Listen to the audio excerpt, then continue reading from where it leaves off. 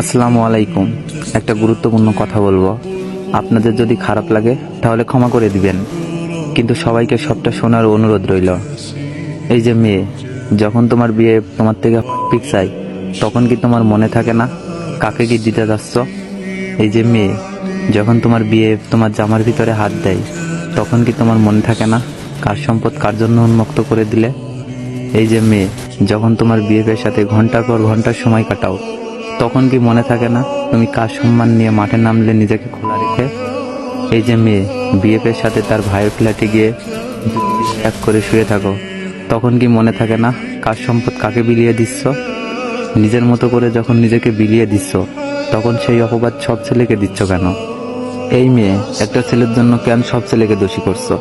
মজা কি শুধু ছেলেই নিয়েছে, তুমি নাওনি? ছেলেটা যেমন একটু সুখের জন্য তোমাকে চেয়েছে, তেমনই ভাবে সেই সুখের ভাগিদার তুমিও হতে চেয়েছো, আর সেই সুখ পেতে নিজেকে শিয়াল কুকুরের খাবার বানালে। আরে, নিজের ভালো তো একটা পাগলেও বোঝে, আর তুমি? কেউ চাইলে আর তুমি শুয়ে পড়লে? কখনো কি ভেবে দেখেছো, যাকে সবকিছু দিলে যদি তার সাথে তোমার বিয়ে না হয়, যদি অন্যজনের সাথে তোমার বিয়ে হয়, তখন তাকে কি দিবে? কি আছে তোমার কাছে দেওয়ার মতো তোমার স্বামীকে? তখন কি তোমার লজ্জা করবে না নষ্ট একটা শরীর নিয়ে বধূ বেশে বসে থাকতে? তুমি জানো না, ঈদের চাঁদ দেখলে মানুষ যতটা খুশি হয়, ততটা খুশি ঈদের দিনও হয় না। কেন জানো? কারণ ঈদের দিন মানে ঈদ শেষ, আর চাঁদ দেখা মানে কাল ঈদ। এটা ভাবতেই তো খুশিতে বুকটা ভরে যায়। ঠিক তেমনই, যে তোমাকে বিয়ের আগে পেয়ে গেছে, তার আবার কি দরকার তোমাকে বিয়ে করার? কথাগুলো খারাপ লাগলে আমাকে ক্ষমা করে দিবেন।